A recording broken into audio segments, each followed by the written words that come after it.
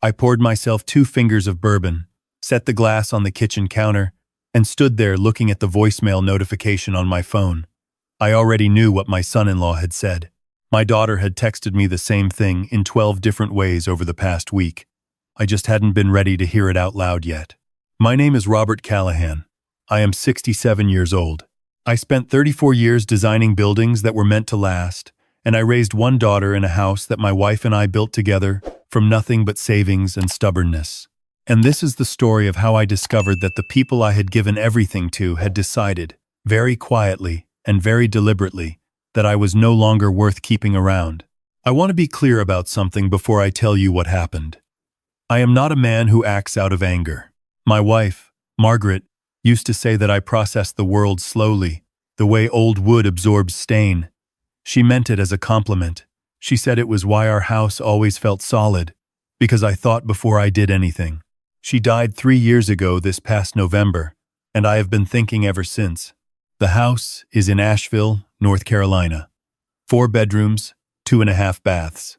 A wraparound porch that took me the better part of one summer to build by hand.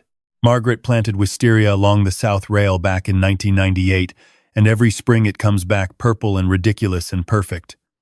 The neighbors stop on the sidewalk to look at it. Strangers take photographs. My granddaughter, who is 4 years old and named after her grandmother, calls it the purple waterfall. She reaches up for it every time we walk past, like she wants to hold on to something she knows is beautiful. I bought the house in 1989 for $112,000. My daughter grew up in that house. She learned to ride a bike in the driveway. She had her first heartbreak in the bedroom at the top of the stairs, and I sat outside that closed door for an hour not knowing what to say, which I now understand was the right thing to do. Margaret and I renewed our vows on that porch on our 25th anniversary with exactly 11 people watching, and it was the finest evening of my life. The house is worth, according to a Zillow estimate my son-in-law emailed me with absolutely no preface or greeting, approximately $840,000. He sent that email on a Tuesday morning. I read it at breakfast. Then I read it again. Then I set down my coffee and I walked to Margaret's photograph on the mantel, the one from our trip to Ireland in 2011 where she is laughing at something just off camera, and I said out loud to no one, "I think we have a problem." My daughter called that evening. She started with pleasantries, which is how I knew something serious was coming, because she is not a pleasantries person. She gets that directness from me. Or she used to. "Dad," she said, "we've been talking, and we think it might be time to have a conversation about the house." I asked her which conversation she meant. She said she meant the one about whether it still made sense for me to be living there alone. She said the upkeep costs were significant. She said that a man my age, rattling around in 4 bedrooms by himself, was not practical. She said the word practical 3 times in 4 sentences. I asked her when practicality had become the measure of everything. She paused. Then she said her husband had been talking to a financial advisor and that the equity in the house could set up our whole family for a long time. She said our whole family the way a real estate brochure says, charming fixer-upper. She meant it to sound generous. It landed like a closing argument. I told her I needed to think about it. She said she understood. She said to take my time. She said they weren't trying to pressure me. 3 days later, my son-in-law called to tell me he had already spoken with 2 realtors.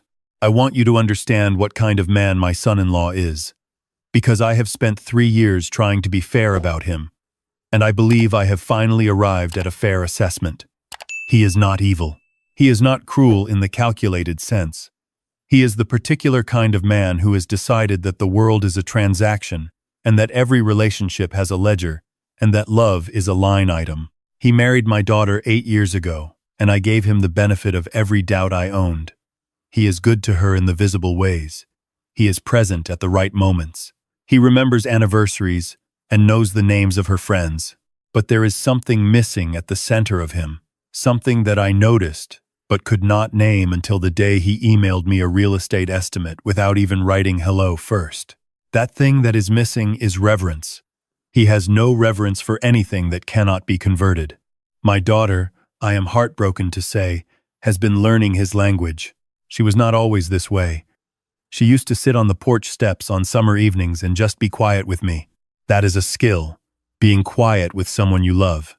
It requires that you believe the moment itself has value, separate from anything being produced or accomplished. We sat like that for years.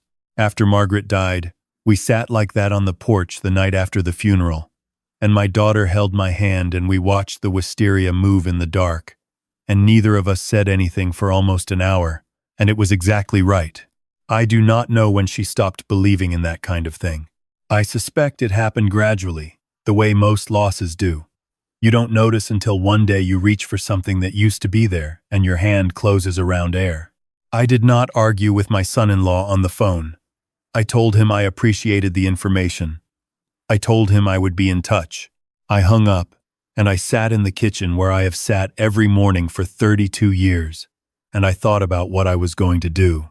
The question was not whether I was angry. I was. The question was whether anger was useful here, and I have been around long enough to know that it rarely is. The more useful question was, what was I actually protecting?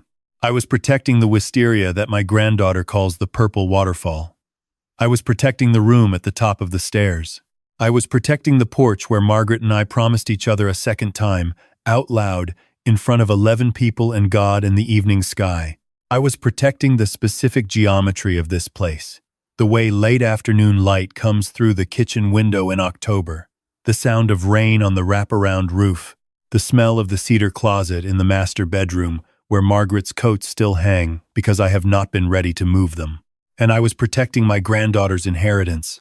Not money. Something better than money. I called my attorney on a Thursday. His name is Gerald Whitmore, and he has been my attorney for 22 years. And he is the kind of man who listens more than he talks, which is the only kind of attorney worth having. I drove downtown to his office on a Friday morning, and I sat across from his desk and I told him everything. He listened. He made 3 notes on a legal pad. Then he asked me 2 questions. The first question was whether the house was solely in my name.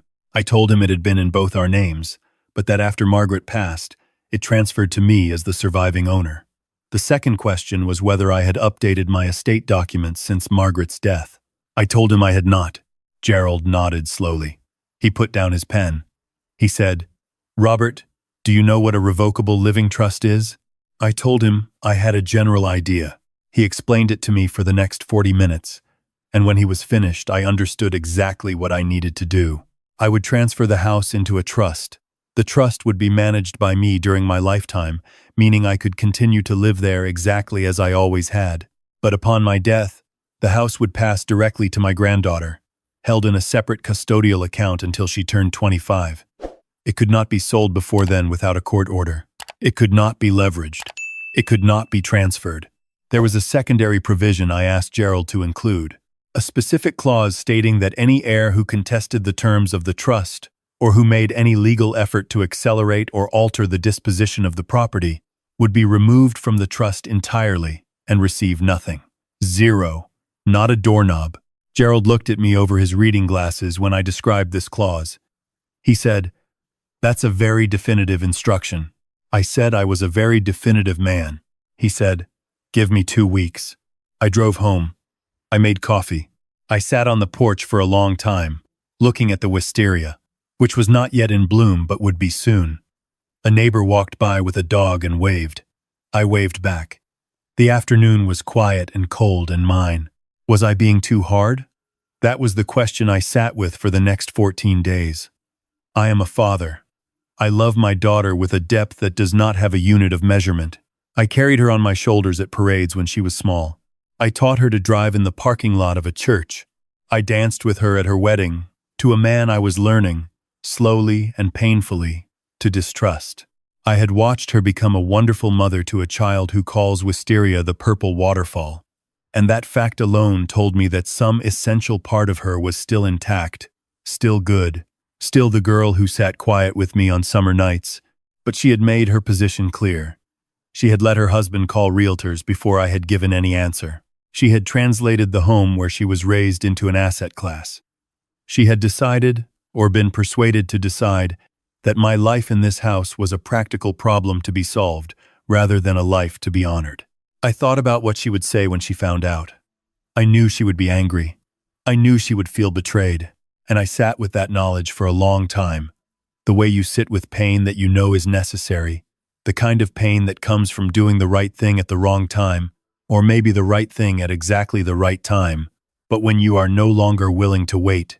I also thought about the morning my granddaughter asked me who the lady in the picture on the mantel was. She was 2.5, and she pointed at Margaret's photograph with a very small finger, and I told her that was her grandmother, and she looked at the photograph for a long moment with that absolute solemnity that very young children bring to things they do not yet understand but somehow recognize as important. She said, "She's pretty." I said, "She was the most beautiful person I have ever known." My granddaughter thought about this. Then she climbed up onto the couch next to me and put her head against my arm, and we looked at the photograph together. And I made a promise right then to that photograph that I would not let this place be sold out from under the child who carried her name. I have never broken a promise I made to Margaret. Gerald called on a Monday. The documents were ready. I went to his office, I read everything twice, and I signed my name in 7 places. The house was no longer just a house. It was a structure within a structure, protected from the outside by something more durable than sentiment. I drove home through downtown Asheville, past the buildings I had walked past for 30 years, and I felt something I had not felt since Margaret died. It was not happiness exactly. It was more like rightness, the particular sensation of a thing being in the place it belongs. I did not call my daughter that day. I did not call her the next day. I made no announcements, sent no emails, offered no previews of what I had done. I simply continued my life. I took my granddaughter to the park on Wednesday.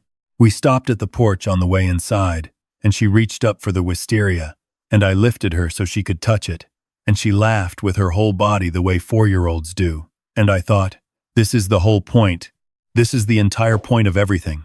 3 weeks later, my son-in-law called to tell me he had a firm offer from one of the realtors. He said it was above asking. He said the buyers wanted a 60-day close.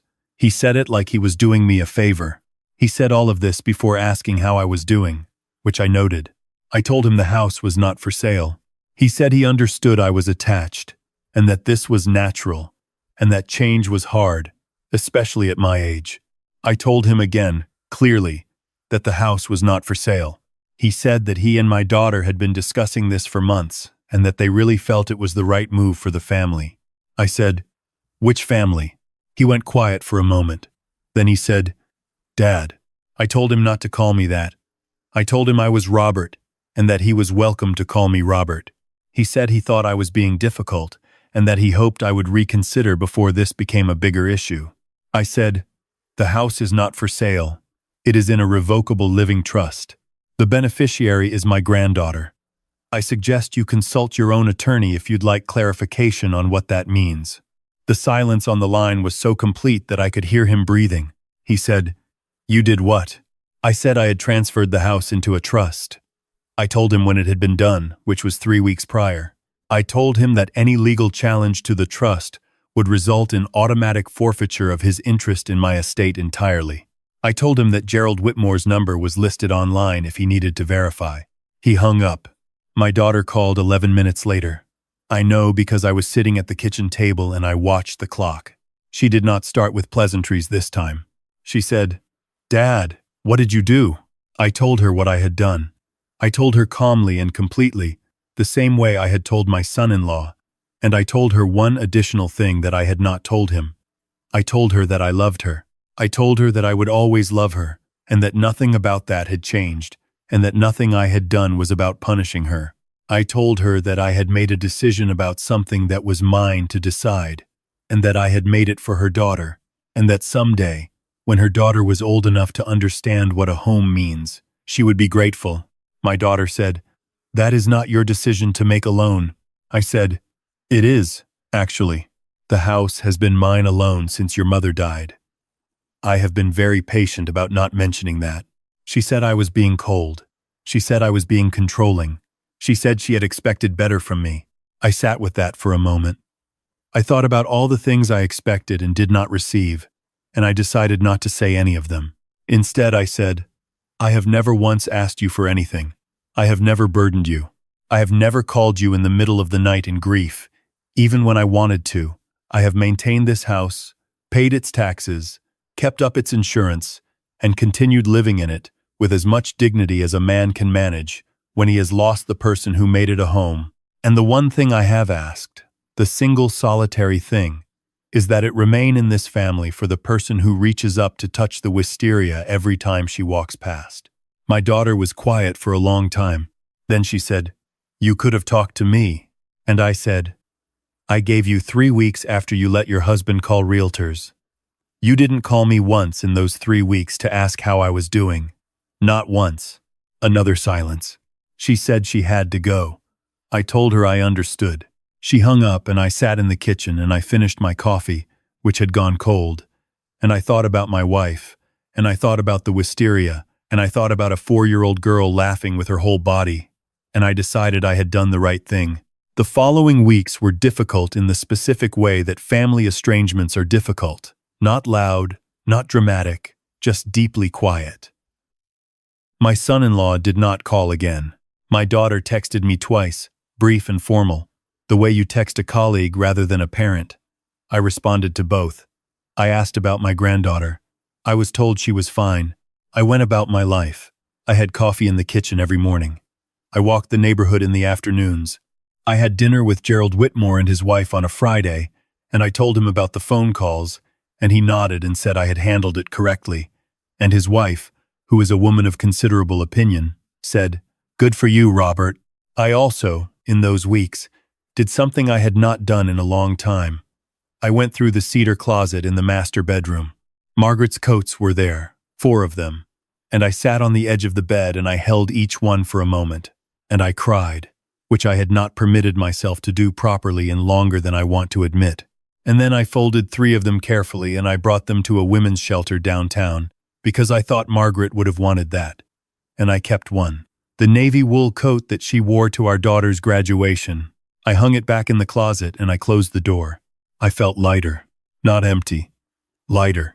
It was a Tuesday in April, 6 weeks after the trust was finalized, when my daughter came to the house. She came alone. She rang the doorbell, rather than using her key, which told me something. I opened the door and we looked at each other on the porch, and the wisteria was in full bloom behind her, purple and ridiculous and perfect, and she looked at it for a moment before she looked at me. She said, "Can I come in?" I said, "This is your home. You never have to ring." She came in. We sat at the kitchen table. I made coffee.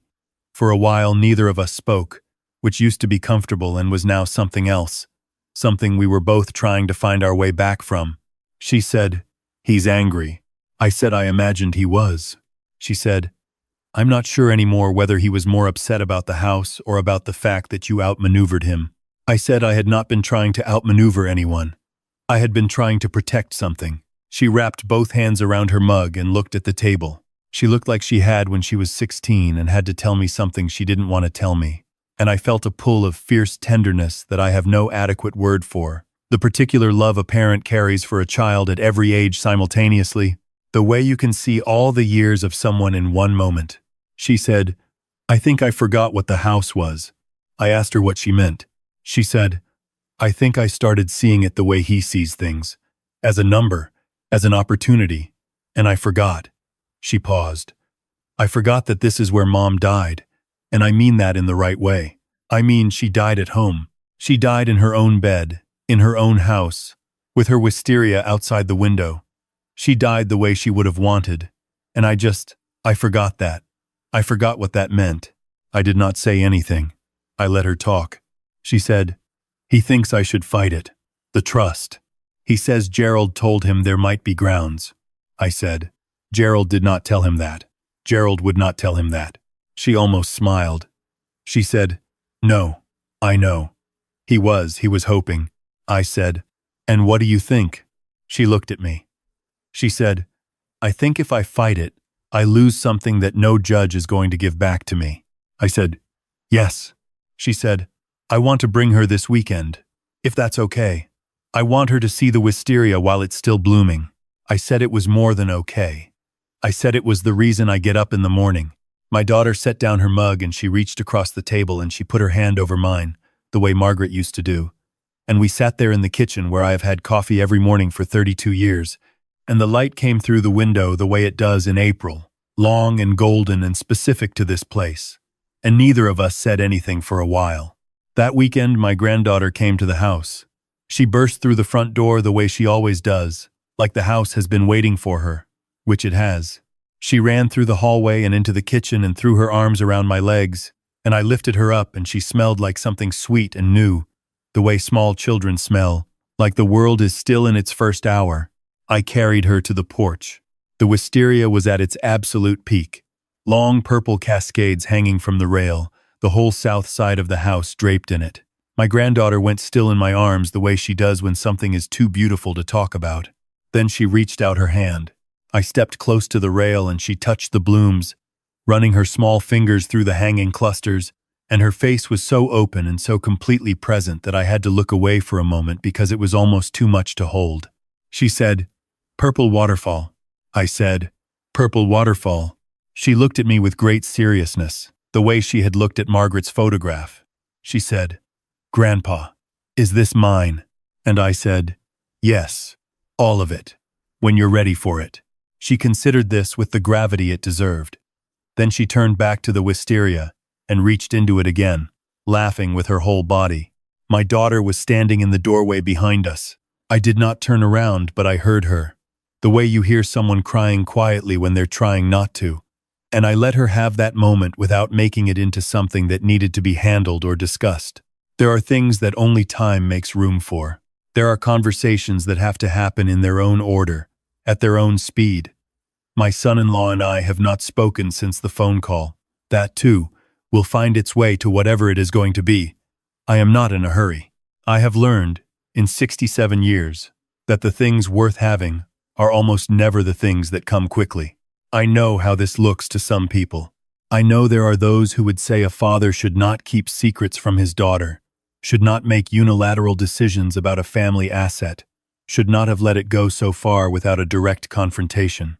And to those people I would say, you are probably right that there was another way. There is always another way. I am not certain I chose the best one, but I am certain I chose the one that protected what needed to be protected. I am certain that my granddaughter will come to this house when she is 8, and when she is 12, and when she is 20, and she will walk up the porch steps and reach for the wisteria, and it will be there, purple and ridiculous and perfect. And somewhere in the understanding of that, she will know that her grandfather loved her grandmother enough to build a house, and loved her enough to keep it. Margaret's photograph is still on the mantel. She is still laughing at something just off camera. I think she would say I did all right. I think she would say, slow as old wood, but it holds.